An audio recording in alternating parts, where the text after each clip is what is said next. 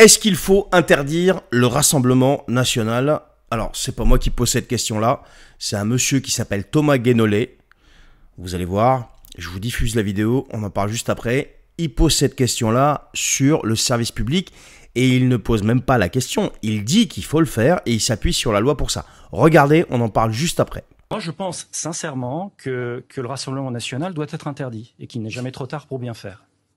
C'est prévu par le Code de sécurité intérieure, c'est l'article L212-1 du CSI, qui donne des motifs d'interdiction. Et le sixième, c'est quand vous propagez des idées qui provoquent à la discrimination et à la haine, en l'occurrence envers la population d'origine maghrébine, en propageant des théories de type subversion migratoire, théorie du grand remplacement. Ça peut paraître...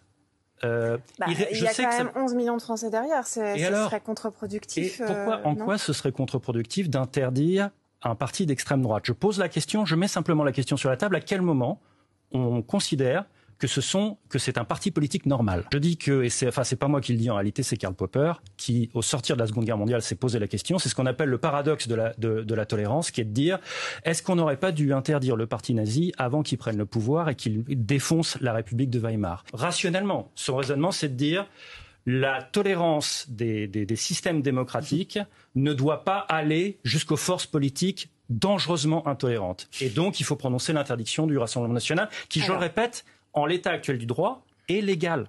Alors, ce gentilhomme, c'est Thomas Guénolé, qui est un politologue et un ancien de la France Insoumise. C'est bien ça, la France Insoumise, ce parti qui est très tolérant, qui vous veut que du bien, en surfant un petit peu sur votre misère pour arriver justement au pouvoir et exercer un pouvoir ultra tolérant, inspiré de grands noms comme Staline, Lénine, qui est encore Trotsky, Hugo Chavez.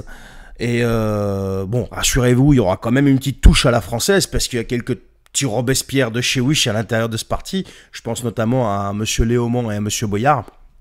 Voilà, donc rassurez-vous, il n'y aura rien de bien méchant. Mais c'est bien un politologue et un ancien de la France insoumise. Moi, ce qui m'a toujours fait rire chez ces gens-là, c'est qu'ils sont eux-mêmes les descendants idéologiques des pires régimes totalitaires et ils viennent nous donner des leçons de tolérance en fait. C'est ça qui me stupéfait en permanence et j'ai toujours une profonde admiration pour ces types qui sont en fait tout plein de paradoxes. C'est en permanence le paradoxe avec eux. C'est tout et son contraire. Mais oui, parce que il faut interdire le Rassemblement national. Bon, ok, c'est des fachos, des intolérants, tout ce que tu veux. Dans l'absolu, si c'était avéré, si la justice aurait vu quelque chose de la sorte, je pense qu'il aurait été interdit depuis longtemps. Mais par contre, la France insoumise qui attise la haine en permanence, oui, regardez ce qui se passe. Il n'y a pas de problème. La France insoumise qui a passé par exemple 2 ans à l'Assemblée nationale à foutre un bordel pas possible et bordéliser le pays et tout conflictualiser, pas de problème.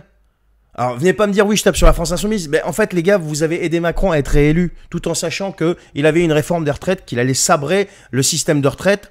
Et ça, il n'y a pas de problème. Après, vous vous y êtes opposé dans la rue. Donc, c'est pour ça que je parle de paradoxe, vous comprenez?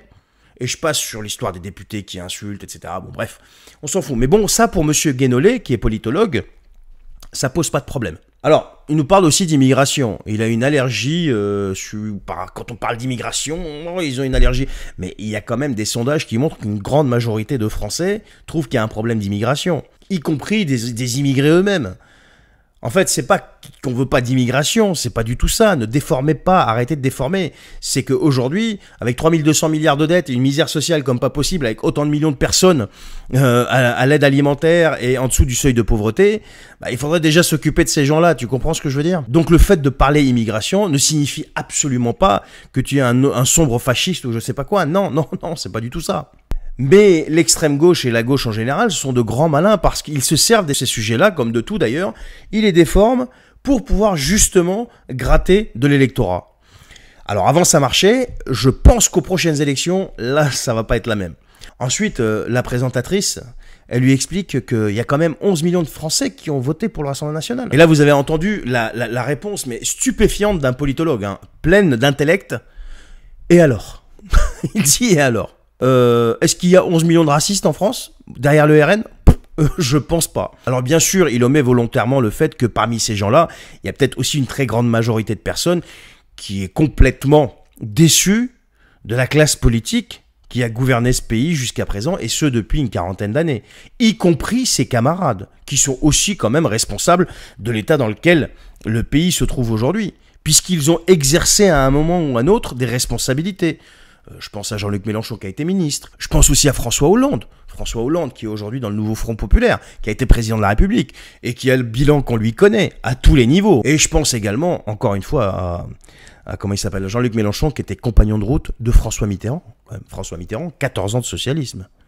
Entrecoupé d'une petite partie de cohabitation, mais 14 ans de socialisme quand même. Donc, à mon avis, la question à se poser plutôt, c'est est-ce qu'il ne faudrait pas interdire ce genre de type qui viennent déblatérer sur le service public, qui viennent carrément manquer de respect et cracher à la face de 11 millions d'électeurs.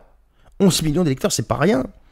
Bah, pour moi, la réponse est claire. Et là, il n'y aurait même pas besoin de la justice. Il n'y a même pas besoin de sortir un article de loi ou je sais pas quoi. Il suffit juste que ce noble organisme qu'on appelle l'Arcom, eh bien, fasse son travail. C'est le service public. Le mec, il vient cracher à la face de 11 millions de personnes qui payent ce service public. Donc la question est, où est passé l'Arcom? Ou alors elle est juste obnubilée par C8 et Hanouna? Je sais pas. Je pose la question. Comme il dit, la question est sur la table.